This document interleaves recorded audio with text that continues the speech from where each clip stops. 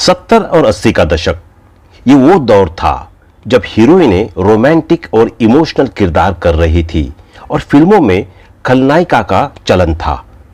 और इसी दौर में एक हीरोइन रही जिन्होंने अपने बोल्ड अवतार से सभी को घायल कर दिया और खलनायिका की भूमिकाओं को नया आयाम दिया। आज हम हमारी इस वीडियो में इस बेमिसाल अभिनेत्री के बारे में बात करने वाले हैं, लीना दास की। दोस्तों, आज हम आपको लीना दास के फैमिली से रूबरू कराने जा रहे हैं। साथ ही ये भी बताएंगे कि आज वो क्या करती है और कैसी दिखती है।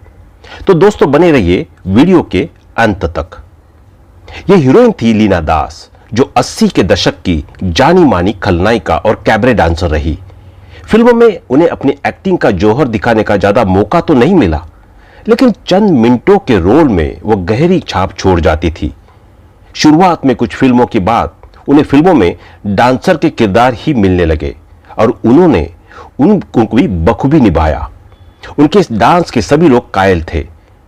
इनके जन्म की बात की जाए तो उनके जन्म की कोई सटीक तारीख नहीं है, लेकिन इतना जरूर बता सकते हैं कि उनका जन्म कैथोलिक मां और बंगाली पिता के घर हुआ था। अगर ये कहा जाए कि लीना दास एक बेहतरीन कैबरे डांसर ही नहीं बल्कि एक्टिंग और हाव भाव का भी बेजोड़ मेल थी तो गलत नहीं होगा।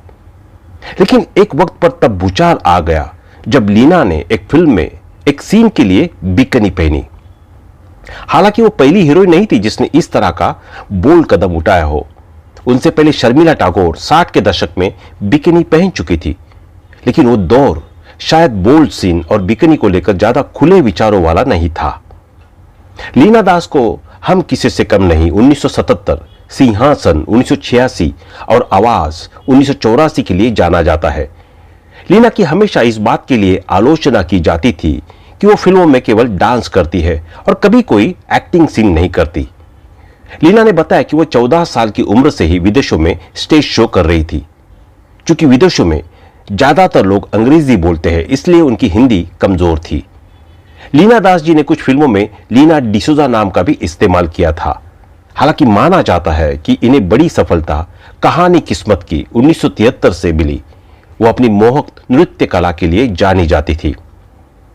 लीना ने कुछ ही फिल्मों में काम किया और उसके बाद उन्होंने गायक मोहम्मद रफी के बेटे शाहिद से शादी कर ली और आज ये हीरोइन चकाचौंध की दुनिया से पूरी तरह दूर है। ना तो फिल्म इंडस्ट्री के लोगों ने उनकी खोज खबर ली और ना ही उनके लिए फिर कोई रोल ही लिखा गया। लीना ने डांस के अलावा फिल्मों में एक्टिंग भी की, लेकिन एक कैबरे डांसर के तौर पर वो ज्यादा जानी गई।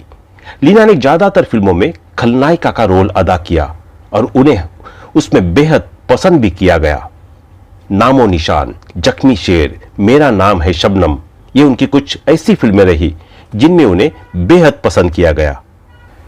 लीना ने शोर 1972 फिल्म में बैकग्राउंड डांसर के तौर पर शुरुआत की थी।